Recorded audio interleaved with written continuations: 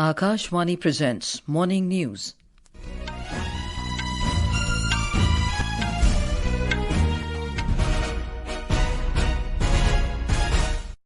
Good morning, I'm Anuja Kumar. The headlines. Prime Minister Narendra Modi to launch multiple health sector projects worth around 12,850 crore rupees on Dhanvantari Jayanti and Ayurveda Day today. Prime Minister to also distribute more than 51,000 appointment letters to newly appointed youths in various government departments during Rozgar Mela this morning.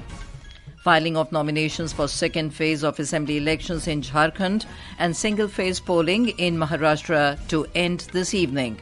Centre issues alert against illegal payment gateways created via mule bank account by transnational cyber criminals. Commerce and Industry Minister Piyush Goyal to be on a two-day visit to Saudi Arabia beginning today. And in women's cricket, third and final ODI between India and New Zealand to be played in Ahmedabad this afternoon. And now the news in detail. Prime Minister Narendra Modi will launch, inaugurate and lay the foundation stone for multiple projects related to the health sector worth around 12,850 crore rupees in New Delhi today on the occasion of Dhanvantari Jayanti and the 9th Ayurveda Day. The Prime Minister will launch the expansion of health coverage to all senior citizens aged 70 years and above as a major addition to the Ayushman Bharat Pradhan Mantri Jan Arogya Yojana. This will help provide health coverage to all senior citizens regardless of their income. In a major boost to healthcare infrastructure, Mr. Modi will inaugurate and lay the foundation stone for multiple healthcare institutions. He will inaugurate Phase 2 of India's first All-India Institute of Ayurveda, which includes a Panch Karm hospital, an Ayurvedic pharmacy for drug manufacturing, a sports medicine unit, a central library, an IT and startup incubation centre, and a 500-seat auditorium, among others. Mr. Modi will inaugurate and lay the foundation stone of various projects of the health sector in Madhya Pradesh today. A report from our correspondent. Prime Minister Narendra Modi will virtually inaugurate the 6-story Kautilya Bhavan built at a cost of 65 crore rupees at the All India Institute of Medical Sciences AIIMS in Bhopal today. Mr. Modi will also inaugurate the drone service facility at AIIMS. Medical services will be provided in the surrounding cities through this service. The Prime Minister will virtually inaugurate medical colleges in Neemuch, Mandsaur and Sivni. The state level program will be held in Mandsaur, in which Mr. Modi will virtually distribute assistance amount of 1,624 crore rupees under the Chief Minister Kisan Kalyan Yojana to more than 81 lakh farmers of the state. Appointment letters will also be distributed to 512 Ayurveda medical officers in the program. Sanjeev Sharma, Akashvani News, Bhopal. Furthermore, he will inaugurate facility and service extension at various AIIMS, namely at Bilaspur in Himachal Pradesh, Kalyani in West Bengal, Patna in Bihar, Gorakhpur in Uttar Pradesh, Bhopal in Madhya Pradesh, Guwahati in Assam and in New Delhi, which will also include a Jan Aushadhi Kendra. The Prime Minister will also inaugurate a super speciality block in the Government Medical College at Bilaspur in Chhattisgarh through video conferencing. We have more from our correspondent. The Prime Minister will dedicate the super speciality block built in the Government Medical College in Bilaspur, Chhattisgarh today. It has been built at a cost of rupees 200 crore. Besides, the Prime Minister will also virtually lay the foundation stone of the 100-bed Central Yoga and Naturopathy Research Institute in Raipur. The Prime Minister will launch services related to the use of drone technology in 11 health institutions of the country, including AIIMS Raipur in Chhattisgarh. These projects will not only ensure quality healthcare services to the people, but also enhance service delivery through the innovative usage of drone technology to make healthcare more accessible. Vikalp Shukla, Akashvani News, Raipur. The Prime Minister will launch the You-Win portal. It will benefit pregnant women and infants by fully digitalizing the vaccination process. Prime Minister Narendra Modi will distribute more than 51,000 appointment letters to newly appointed youths in various government departments and organizations via video conferencing during the Rozgar Mela today. Our correspondent reports that the Rozgar Mela will be organized at 40 locations across the country. Rozgar Mela highlights the Prime Minister's commitment to prioritizing employment generation. It will empower the youth by providing them with meaningful opportunities to contribute to the nation building. Newly appointed recruits will join the central government across various ministries and departments. They will have the opportunity to undertake foundational training through Karma Yogi Prarambh. This online module is available on the I Got Karma Yogi portal. Over 1,400 e-learning courses are available on the portal, which will equip recruits with essential skills to serve in their roles effectively and work towards building a Viksit Bharat. Sakleen Akhtar, Akashvani News, Delhi. In Uttar Pradesh, Rozgar Mela functions will be held at 4 locations: Lucknow, Varanasi, Gorakhpur and Bareilly. This is Akashvani giving you the news. For quick news updates round the clock, follow us on our X handle at AIR News Alerts. And for details of stories and more, log on to our website www.newsonair.gov.in and download the News on AIR app. The filing of nominations will end today for the second phase of assembly elections in Jharkhand. 38 constituencies will go to polls in this phase on the 20th of November. More from our correspondent. 632 candidates have so far filled their nominations. State BJP Chief Babulal Marandi filed nomination from Dhanwar seat, while Minister Baby Devi of JMM filed nomination from Dumri constituency. Scrutiny of nominations will be done on 30th October, while candidates can withdraw their nominations till 1st November. With Krishna Kumar Lal from Ranchi, this is Aishwarya Rai Nigam from Akashvani, Delhi. In Maharashtra, filing of nomination for single-phase assembly polls will end today. The scrutiny of nominations will be done tomorrow. The last date for withdrawal of candidature is 4th November. Voting for all 288 seats will be held on 20th of November in a single phase. More from our correspondent.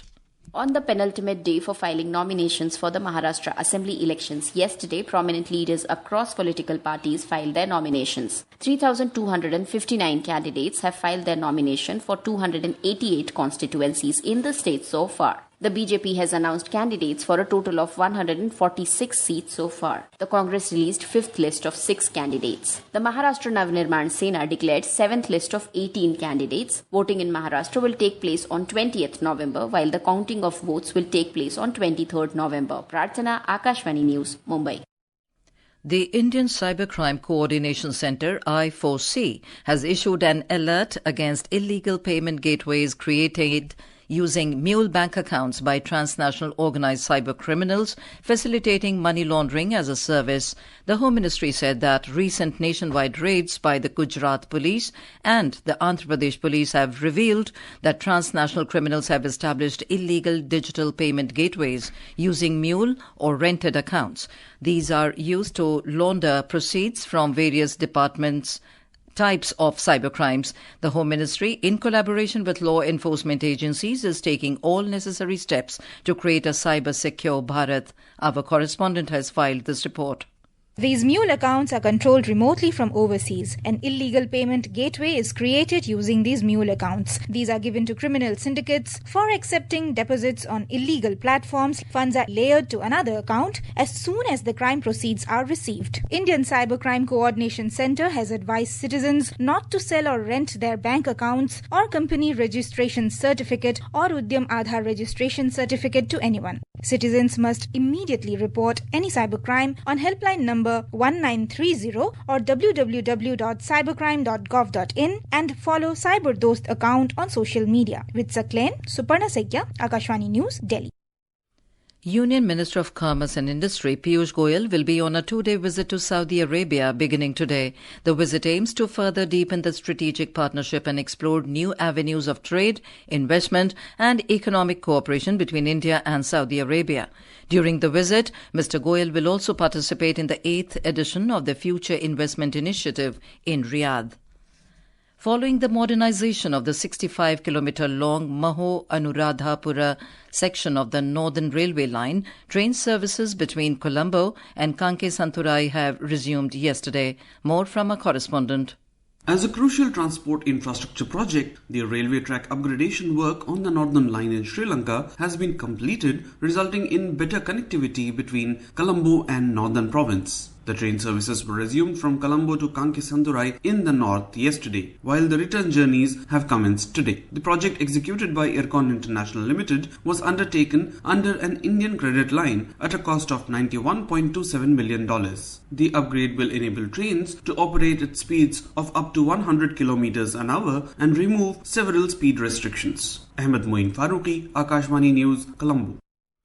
In sports, Indian women's cricket team will face New Zealand in the third and final one-day international match at Narendra Modi Stadium in Ahmedabad today. The match will begin at 1:30 p.m. While in Under-19 World Boxing Championships, Indian boxers are in fray to secure medals today. We have a report. In cricket, Harmanpreet Kaur-led women in blue will aim to put their best against New Zealand in Ahmedabad today, as the three-match series is currently levelled with one each. While in men's cricket, former Indian cricketer VVS Lakshman has been appointed as the head coach of senior men's team for the upcoming tour of South Africa. Incumbent national coach Gautam Gambhir will be Australia-bound for the crucial Border Gavaskar Trophy scheduled next month. Moving on to hockey, an 18-member squad for the upcoming Women's Asian Champions Trophy 2024 has been announced. The tournament is set to take place from 11th to 20th of November at the Rajgir Hockey Stadium in Bihar. Defending champions India will be led by midfielder Salima Tete, while forward Navneet Kaur will serve as the vice-captain. Next update is from Under-19 World Boxing Championships, where Indian boxers Nisha and Pathvi Grewal advanced into the semi-finals on day 2 at Colorado, United States. Today on day 3, several Indian boxers are in action to secure medals across various categories. Chirag Jha, Akashvani News, Delhi. Union Home Minister Amit Shah flagged off their Run for Unity at Major Dhyan Chand National Stadium in New Delhi this morning. The Run for Unity is being organised to mark the birth anniversary of Sardar Vallabhbhai Patel.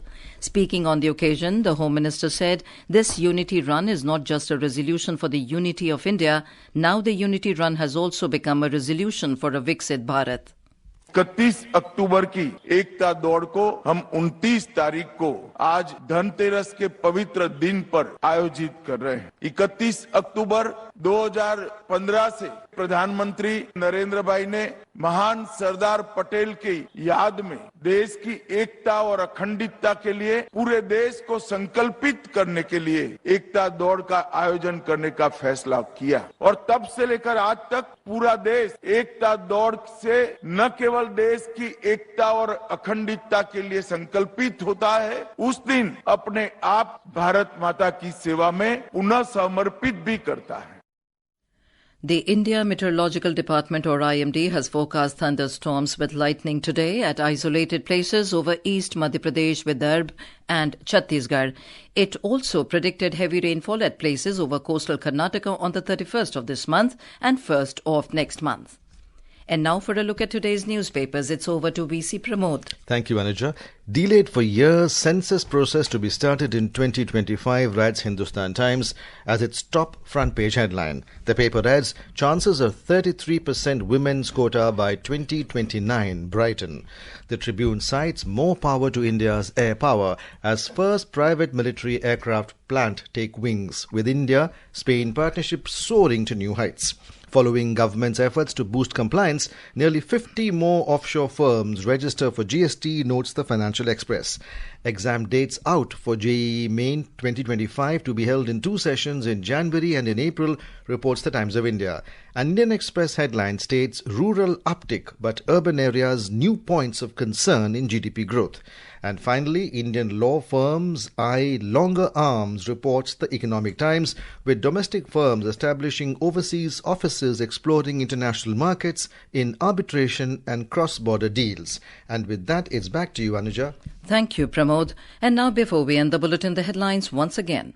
Prime Minister Narendra Modi to launch multiple health sector projects worth around 12,850 crore rupees on Dhanvantari Jayanti and Ayurveda Day today. Prime Minister to also distribute more than 51,000 appointment letters to newly appointed youths in various government departments during Rozgar Mela this morning. Filing of nominations for second phase of assembly elections in Jharkhand and single phase polling in Maharashtra to end this evening. Centre issues alert against illegal payment gateways created via mule bank account by transnational cyber criminals. Commerce and Industry Minister Piyush Goyal to be on a 2-day visit to Saudi Arabia beginning today. And in women's cricket, third and final ODI between India and New Zealand to be played in Ahmedabad this afternoon. And with that, we end the morning news. Have a nice day.